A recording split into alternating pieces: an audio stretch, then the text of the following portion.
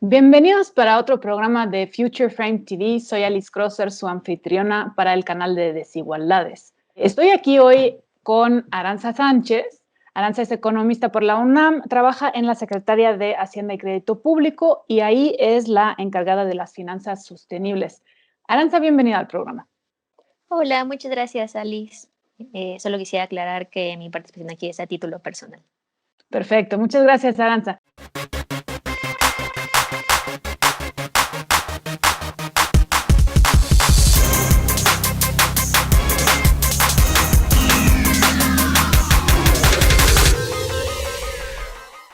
Queremos hablar contigo hoy sobre el tema de las desigualdades ambientales y pues sobre todo obviamente de tu área de especialidad que son las finanzas sostenibles. Y ahí para empezar, a lo mejor nos podrías explicar un poco qué significa, qué son las finanzas sostenibles y por qué tenemos o deberíamos tenerlas. Las finanzas sostenibles son todo aquel financiamiento que se encargue de meter algo que se conoce como criterios ASG, ambientales, sociales y de gobernanza, en cualquier decisión de inversión. Y esto está fuertemente relacionado con la agenda del cambio climático. Ok, perfecto. Y obviamente todo el mundo sabemos que existe un cambio climático, que existe un tema de calentamiento global y de que eso lleva a desigualdades que estamos viviendo, agudizamiento de las desigualdades que estamos viviendo. ¿Nos podrías explicar un poco cómo se ve eso a nivel internacional o cómo se refleja el tema de las desigualdades ambientales en esas finanzas? La desigualdad ambiental se refiere a cómo el impacto del cambio climático se vuelve un factor de desigualdad más. Y esto porque tiene que ver y tiene cruces con otro tipo de desigualdad, como el nivel de ingresos o como la ubicación geográfica o cualquier otro tipo de discriminación que existe, por ejemplo, raza o género. Y esto como se vuelve un factor que determina las vidas de las personas. A nivel general, por ejemplo, en el mundo existe algo llamado principio de responsabilidades compartidas, pero diferenciadas. Esto lo hizo la ONU el siglo pasado y lo que habla ese principio es que justo si existe un cambio climático en el que a todo el mundo y todas las personas que habitamos en él nos pega, pero el impacto es diferenciado. Y como es el impacto diferenciado, pues desde la revolución industrial hay contribuciones que fueron mucho más culpables de lo que está sucediendo ahora. En específico, los países desarrollados son los que tienen mayor responsabilidad respecto al cambio climático por el tipo de modelo económico que llevaban. Y pues esto se vuelve una diferencia entre países desarrollados y en desarrollo. Normalmente los países en desarrollo, también llamados países o la visión del sur, son los que a su vez son más vulnerables a estos impactos de cambio climático debido a su ubicación geográfica, pero también por otros factores como el nivel de pobreza que puede existir en estos países, la desigualdad de ingresos, las actividades a las que se dedica cierto país, que pueden ser muy relacionadas con actividades primarias, o sea, es decir, la agricultura, la pesca, la ganadería, la minería, la extracción de petróleo y de gas natural. Todo eso hace que estos países del sur sean mucho más vulnerables que los países del norte. Eso es como el primer tipo de desigualdad ambiental. Pero después existe otro que también, aunque sea un país, por ejemplo, de ingresos medios o altos, al interior de cada país hay personas que se dedican justo a actividades que tienen que ver de manera directa con medio ambiente. Y estas personas efectivamente son mucho más vulnerables.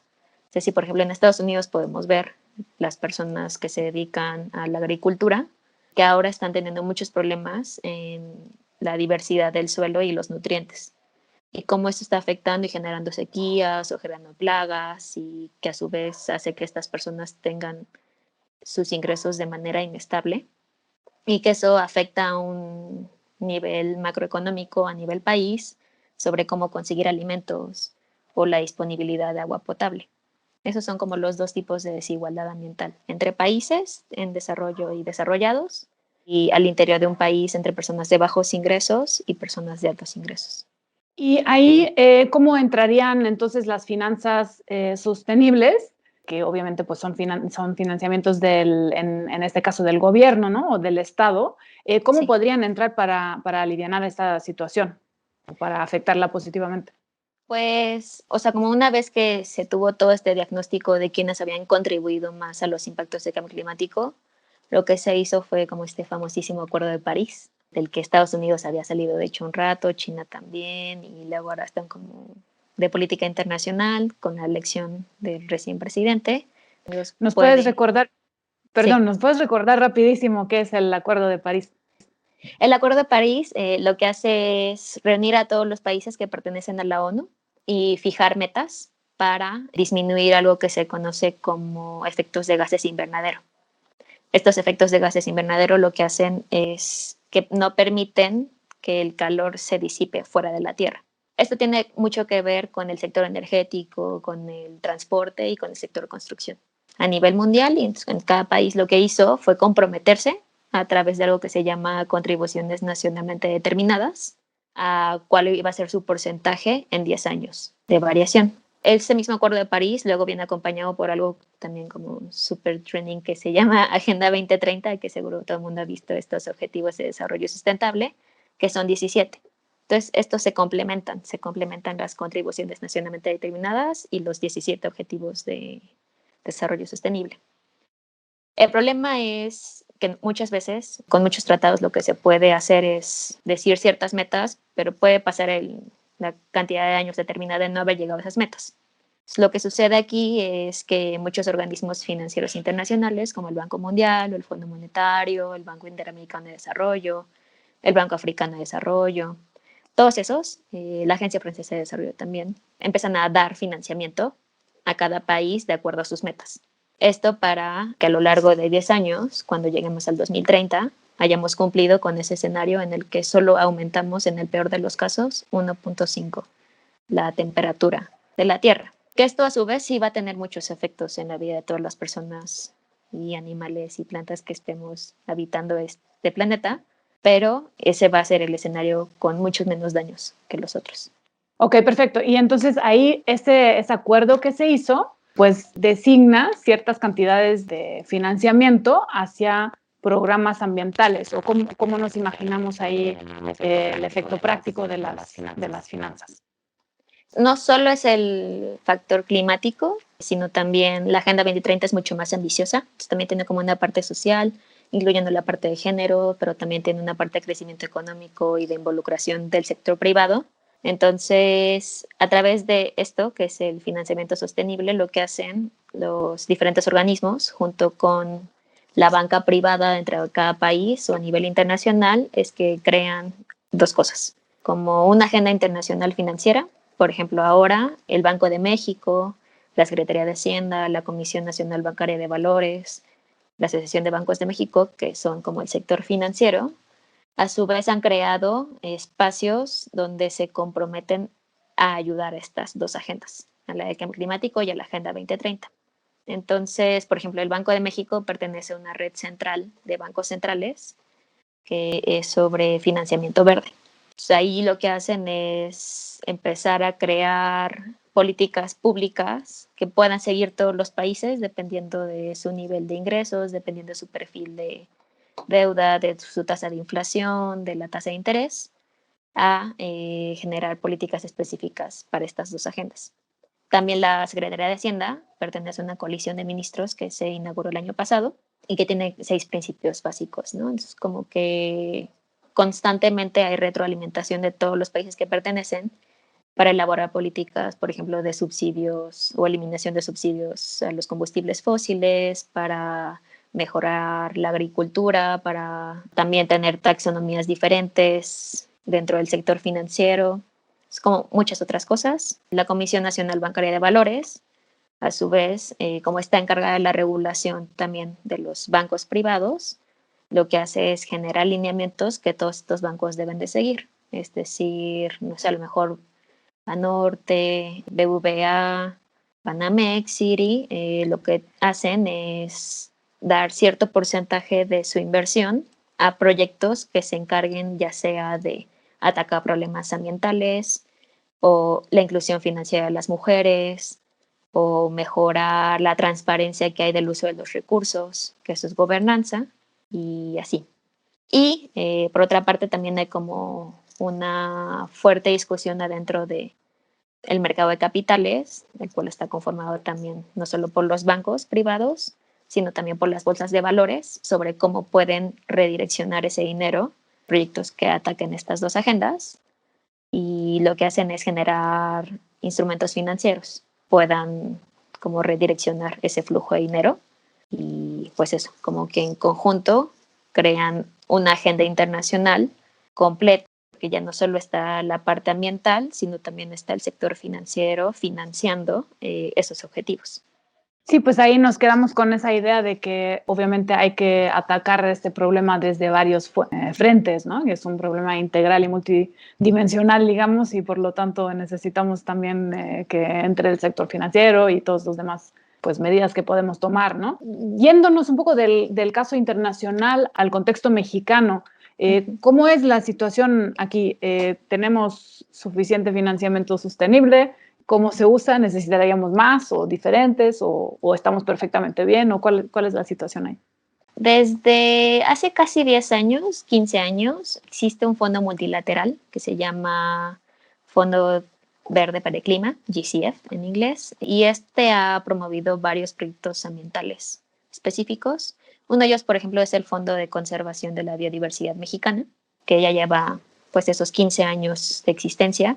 Y otros han sido proyectos locales que han tenido mucho impacto en comunidades específicas dentro del país. Sin embargo, como que estos fondos pues no son suficientes, porque México es un país megadiverso, es decir, que del 90% que existe de la biodiversidad, México forma parte de este top 5, por ejemplo, de los países que mayor aporta todo el planeta. Y eso a su vez lo pone en una mayor vulnerabilidad, porque existen muchos ecosistemas dentro de México que con un sutil cambio ese equilibrio se puede perder. Entonces no solo acaba perdiendo México, sino acaba perdiendo pues toda la humanidad. Lo que sucede es que en países que están en desarrollo, que son megadiversos y que dan como se les llama servicios ecosistémicos a todo el planeta, necesitan mayor focalización de recursos, pues porque sus demandas son más amplias. Entonces, lo que existe aparte de estos fondos multilaterales como el GCF, existen también otros que se llaman bonos verdes, que igual como que la banca de desarrollo desde hace un muy buen rato, tal vez casi 20 años, lleva emitiendo. Un bono verde lo que hace es elegir ciertos tópicos como para invertir y lanza como una llamada a los inversionistas para que en específico para esa agenda quieran dar su dinero. Y ya, y entonces esos bonos verdes, pues ya hasta la actualidad han sido fácil más de 15, e incluso ya lo han hecho ciudades como la Ciudad de México. Hay otros que son más novedosos, que son otros instrumentos como el bono ODS, que México fue reconocido, particularmente en la Secretaría de Hacienda, porque es el primer bono de ese estilo a nivel internacional. Entonces, lo que hizo la Secretaría fue de los 17 Objetivos de Desarrollo Sostenible, se eligieron 4 o 5, que estos van cambiando año con año, dependiendo de las necesidades del país, y esos recursos van dirigidos específicamente a llegar a esas metas. Y otro más ha sido uno realizado por una banca de desarrollo más relacionada con Banjico, es un órgano autónomo que se llama FIRA, y FIRA ha tenido un impacto muy positivo en la inclusión de las mujeres, en la inclusión financiera. Lo que hizo fue lanzar un bono de género.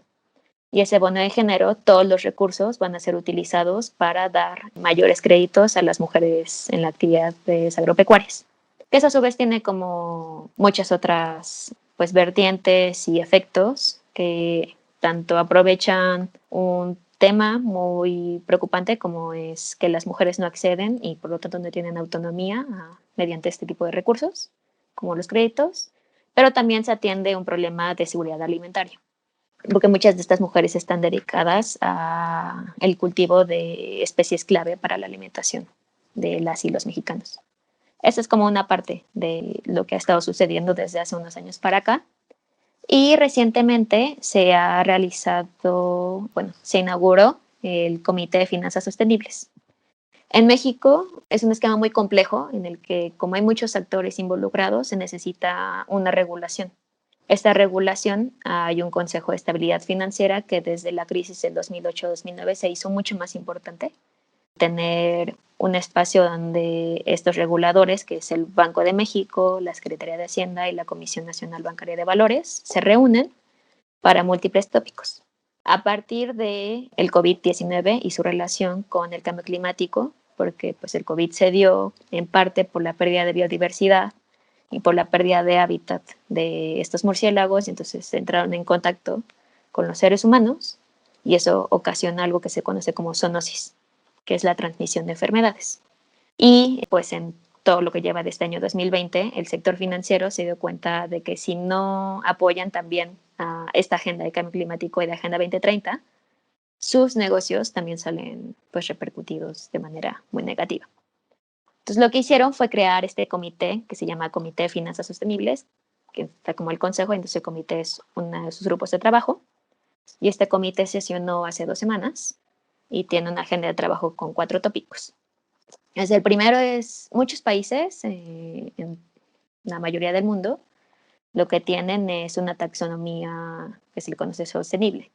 Entonces, lo que ubican se les llama activos financieros, que es como que cada banco, bolsa de valores o fondo de pensiones, hay ciertos proyectos que se sabe que por los estudios que hay previos a que se autoricen este tipo de proyectos, cuál es su impacto en la sociedad. Entonces se va a elegir una taxonomía que resalte dentro de, se le llama portafolio de inversión, todos estos portafolios que existen, que coexisten en el mercado mexicano, cuáles ayudan a la Agenda 2030 o a la agenda del cumplimiento de las NDCs, de cambio climático, del Acuerdo de París. Y esas van a tener como muchos mayores incentivos. Entonces, como ese trabajo de identificación se le llama taxonomía. Las más famosas a nivel internacional, por ejemplo, son la de Canadá, la de la Unión Europea y una de Australia, me parece. Por otra parte, hay una movilización de capital, que es lo que expliqué hace rato, más relacionada a los bonos, ya sea verdes o ODS o de género, que son como instrumentos innovadores que son muy fáciles de atender, porque se elige la lista de proyectos y solo eso se financia. Hay otra parte que es una medición de riesgos, porque existe como mucha información, como la agenda internacional, hay algo que se llama como el IPCC, que es un panel intergubernamental en el que se reúnen muchas científicas, científicos, gobiernos, para ubicar y hacer escenarios de cuáles van a ser los impactos del cambio climático. Pero esa información que está en ese informe es altamente técnica. Entonces, lo que se dio mucho cuenta, las personas aquí del sector financiero en México, fue que no hay una traducción de esos estudios muy técnicos a una decisión de inversión. Cómo traducir esa información técnica a una información en la que puedan decidir un board de alguna empresa, un CEO, invertimos en este proyecto, invertimos en este proyecto, pues no existe. Entonces, lo que se van a dar a la tarea es ubicar metodologías que igual ya usan otros países para ver cuál es la más apropiada para México y conforme a eso, pues decidir, porque hay 2 tipos de riesgos. Unos se llaman físicos, por ejemplo, en México el riesgo físico más conocido por todo el mundo son los desastres naturales. Los desastres naturales ocurren en todo el mundo, pero pues más del 90% ocurren en países en desarrollo. Entonces, normalmente año con año, por ejemplo, en México vemos que llegan huracanes, siempre en la temporada de agosto, septiembre, y pues que eso acaba teniendo fuertes impactos en la vida de las personas y a su vez en toda la economía. Entonces, como que ese es un riesgo físico. Y hay otros riesgos de transición que suceden sobre todo en la agenda internacional, que a los países a los que se exporta, por ejemplo, pueden tener cambios de preferencias de consumo y entonces a lo mejor ya no quieren productos que hayan sido realizados con fertilizantes químicos o con, no sé, con maltrato laboral o que no sean biodegradables. Y entonces eso a su vez hace que los países que exportan tengan que cambiar sus cadenas de producción al interior. Entonces, este tipo de riesgos todavía no están tan claros en México y falta que se realicen, entonces por eso existe ese grupo de trabajo. Y el último va a ser sobre divulgación de la información. La transparencia en general ayuda mucho a que toda la ciudadanía pueda empoderarse más de una agenda y que pueda a su vez exigir tanto a los gobiernos como a las empresas que realice algo. Y pues también existe muchísima metodología, a veces complementaria, a veces no, que se dedica a la divulgación financiera de los bancos. Entonces, lo que quieren hacer es añadir como una sección que diga sobre el impacto del cambio climático y el impacto a la sociedad de todo el portafolio de inversión de estos agentes financieros. Entonces, creo que en general México está innovando, pero pues eso, el interés, a pesar de que ha sido desde hace, por ejemplo, 20 años, 15 años atrás, estaba disperso y lo que se quiere hacer ahora es como conectarlo todo, porque si no, de otra forma, pues no se puede llegar a cumplir las metas, ni las de la Agenda 2030, ni las del Acuerdo de París. Me surge ahí una pregunta relacionada, pero a lo mejor no exactamente sobre la financiación de esas metas, porque se ve que ahí hay un esfuerzo concertado de juntarlas, pero es sobre los desastres naturales que mencionas, ¿no? Y sabemos que son naturales, o sea, no son desastres por naturaleza, son desastres porque no reaccionamos de una forma correcta hacia Sí. fenómenos naturales, ¿no? Y ahí se relaciona con un fenómeno que también es un desastre, pero tampoco es natural, que es el de luchar para una mejora en medio ambiente o de derechos humanos en México es altamente riesgoso, ¿no? Este es Ujú. de los países donde más activistas han matado que pues están intentando mejorar las situaciones ambientales, ¿no? ¿Cómo se explicaría eso en un contexto donde sabemos que a todos nos va a afectar negativamente esta situación y aún así hay un riesgo tan alto para esas personas? Pues particularmente para México, efectivamente es un país altamente riesgoso para activistas ambientales y esto sucede también porque un poco la estructura de propiedad de la tierra.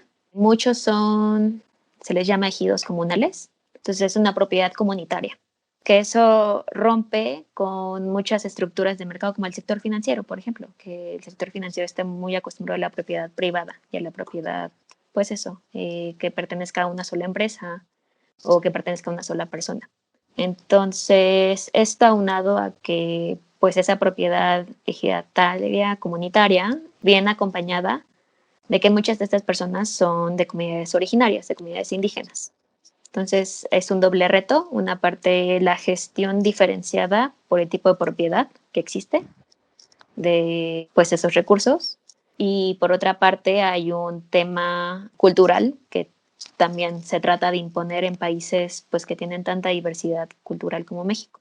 Existen instrumentos ambientales, uno de esos es la manifestación de impacto ambiental, que se supondría tendría que cumplirse en cualquier proyecto de inversión y sobre todo pues que a nivel internacional, y eso no es la excepción a nivel nacional, los tres sectores que mayor contribuyen al cambio climático es el energético, el transporte y el sector de construcción.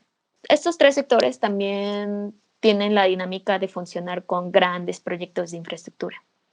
Lo que sucede cuando son grandes proyectos de infraestructura es pues que hay muchos intereses involucrados, a veces contrapuestos, y parece que debe de haber una mejor relación entre los instrumentos ambientales y los instrumentos de financiamiento o los instrumentos de inversión, porque muchas veces se ven separados y es allí donde surgen pues también temas de violencia, porque con toda la razón estas personas que tienen una propiedad comunitaria y que tienen una expresión cultural diferente y por lo tanto de gobierno también diferente, tienen toda la validez de querer un tipo de desarrollo económico específico.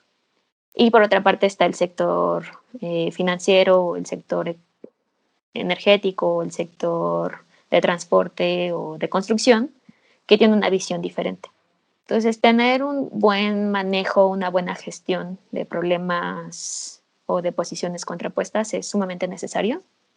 Creo que en general, si supiéramos desde un inicio el valor del ecosistema o los ecosistemas que México tiene, no habría una postura tan contraria, porque se entendería que ambas partes están peleando por llegar a valorar de la misma manera.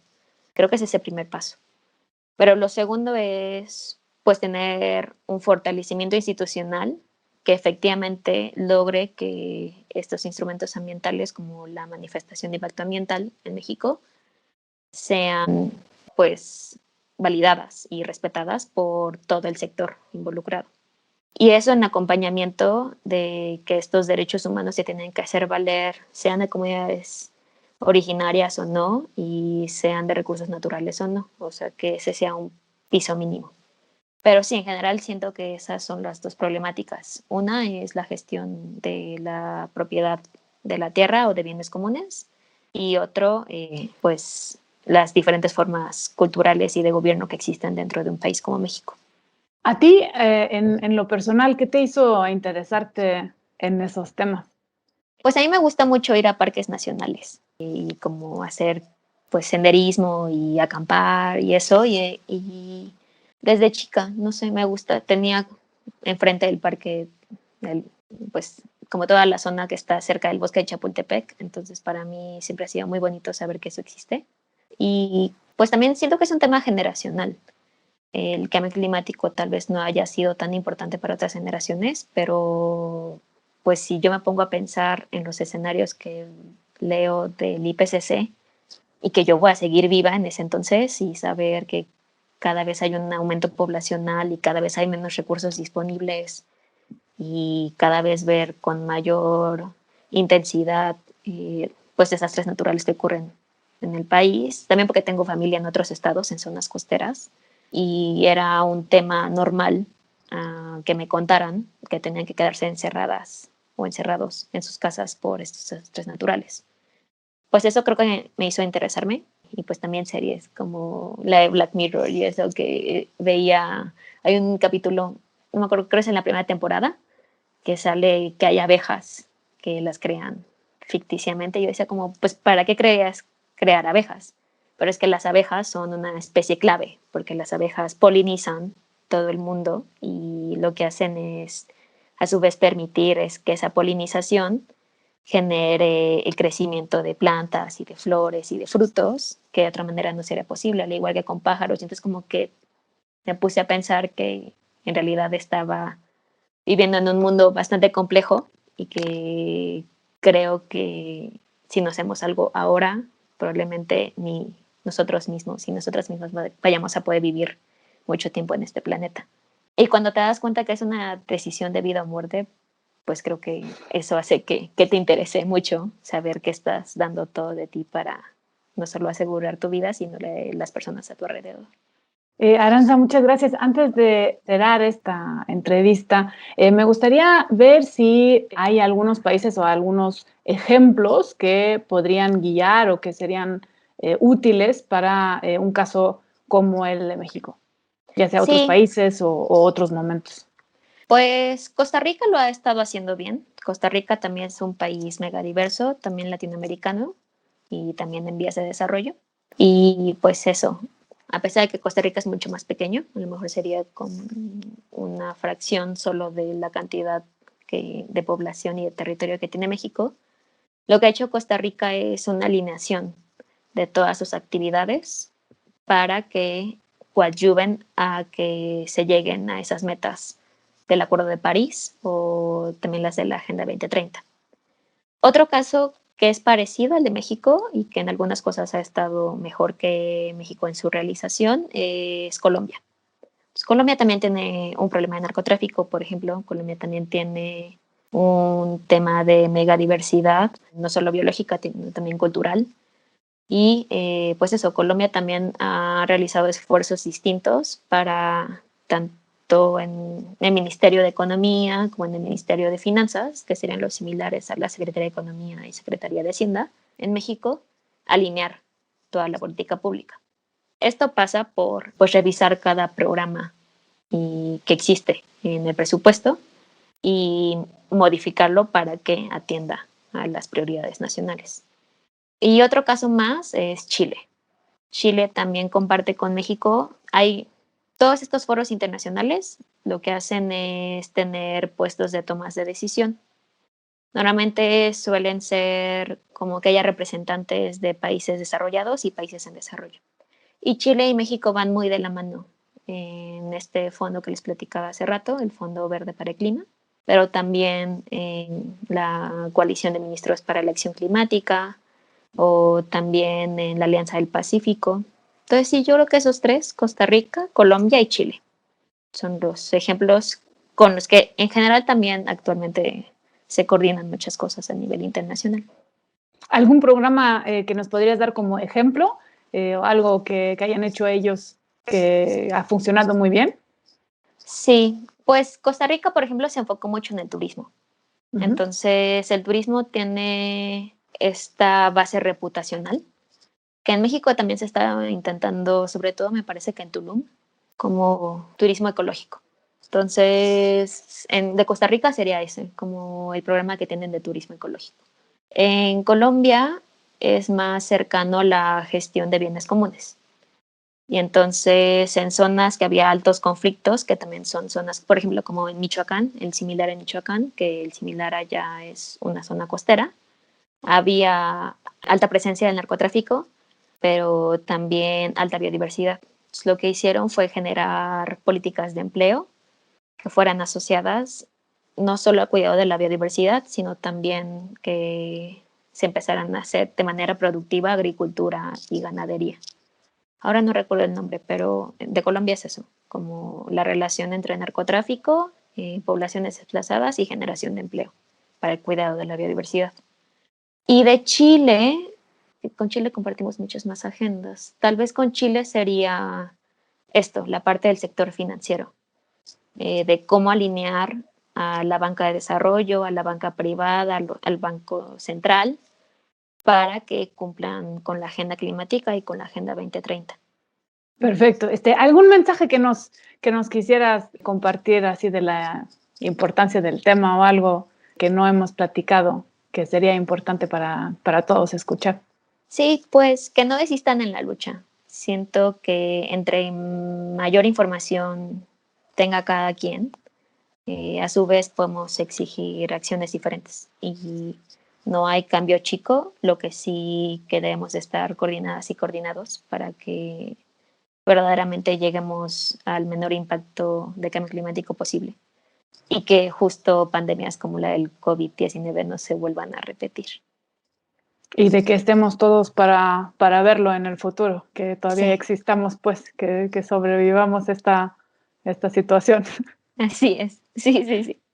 Pues muchísimas gracias, Aranza, por explicarnos sobre estos temas complejos, técnicos, pero sumamente importantes, no solo del cambio climático en sí, sino también en qué podríamos hacer, por ejemplo, por el lado de las finanzas sostenibles para ameliorar ese problema o ese desafío grande que es el cambio climático para todos, ¿no? Entre países y también dentro de los países. Muchas gracias por estar aquí con nosotros y compartirlo, y gracias a ustedes por ver este nuevo episodio de Future Frame TV. Yo soy Alice Crosser, su conductora del programa del canal de desigualdades para Traces Dreams. Si les interesan, estos temas de las desigualdades, vénganse otra vez para el nuevo episodio el próximo sábado aquí en este mismo espacio. Muchas gracias por seguirnos y que tengan una buena tarde. Hasta luego.